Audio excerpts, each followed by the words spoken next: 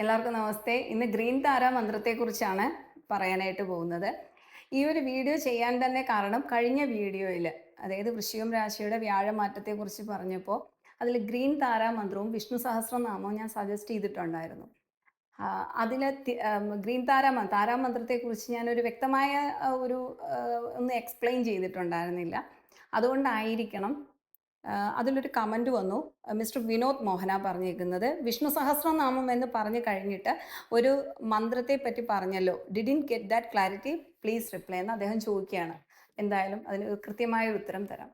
അതായത് വൃശ്ചികം രാശിക്കാർക്ക് ഗ്രീൻ താര മന്ത്രജപം വളരെ ആത്മാർത്ഥമായി പ്രാർത്ഥിക്കുകയാണെങ്കിൽ ജീവിതത്തിൽ വളരെ അത്ഭുതകരമായ മാറ്റങ്ങൾ നമുക്ക് കൊണ്ടുവരാനായിട്ട് കഴിയും. അത് വൃശ്ചികം രാശിക്കാർക്കെന്ന് മാത്രമല്ല, എല്ലാവർക്കും ഈ ഗ്രീൻ താര മന്ത്രം കൊണ്ട് വളരെ വലിയ മാറ്റങ്ങൾ ഉണ്ടാക്കിയെടുക്കാൻ കഴിയും.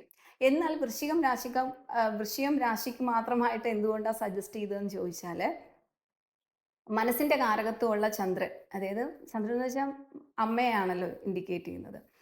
മനസ്സിന്റെ കാരകത്വമുള്ള ചന്ദ്രൻ നീചനായും, മാത്രമല്ല അഞ്ചാമത്തെ രാശ്യാധിപതി 2025 മെയ് മാസത്തിന് ശേഷം അഞ്ചാം ഭാവാധിപതി അഷ്ടമരാശിയിലും അഞ്ചാം ഭാവത്തിൽ ഒരു പാപഗ്രഹമായ ശനി സഞ്ചരിക്കും.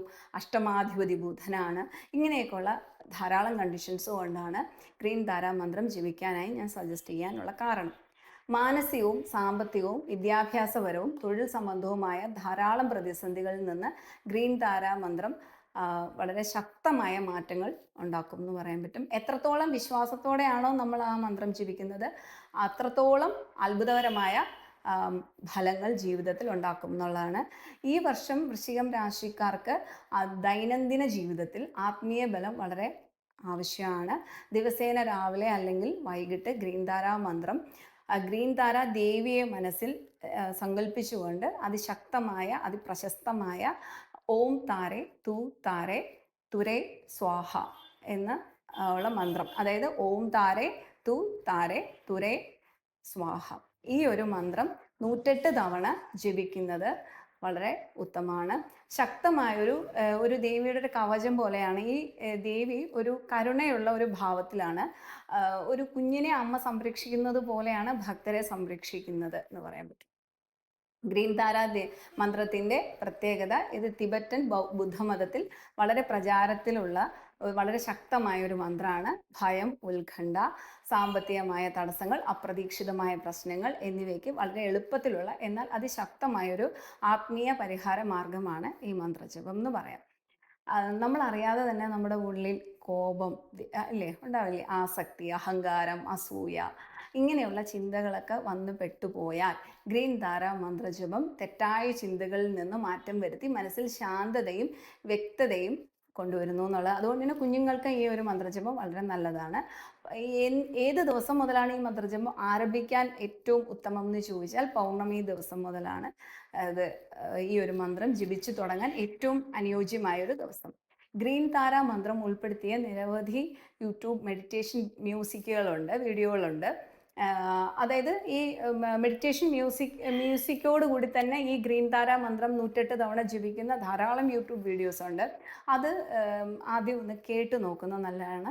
കേൾക്കുന്നത് ആദ്യം വളരെ ശാന്തമായ അന്തരീക്ഷത്തിൽ ഇരുന്ന് കേൾക്കാനായിട്ട് ശ്രമിക്കുക. അതിലൂടെ രണ്ട് പ്രയോജനമാണുള്ളത്. ഒന്ന്, നമുക്ക് ഈ ഒരു ഈ മെഡിറ്റേഷൻ മ്യൂസിക്കും ഈ മന്ത്രമൊക്കെ കേൾക്കുമ്പോൾ തന്നെ നമ്മുടെ മനസ്സിന് വളരെ ഒരു റിലാക്സേഷൻ ഉണ്ടാവും. രണ്ടാമത്തെ വിഷയം, മന്ത്രം എങ്ങനെ ഉച്ചരിക്കണം എന്നുള്ള ഒരു കൃത്യമായ ഒരു ധാരണ നമുക്ക് ഉണ്ടാവുകയും ചെയ്യും. ഗ്രീൻ താര ദേവിയെ മദർ ഓഫ് ലിബറേഷൻ എന്നും മദർ ഓഫ് ആൾ ബുദ്ധാസ് എന്നുമാണ് വിശേഷിപ്പിക്കുന്നത്. ജ്ഞാനത്തിൻ്റെ മാതാവാണ്. മുക്തിയിലേക്കുള്ള ദിവ്യമായ വഴി എന്ന നിലയ്ക്കാണ് ആരാധിക്കുന്നത്.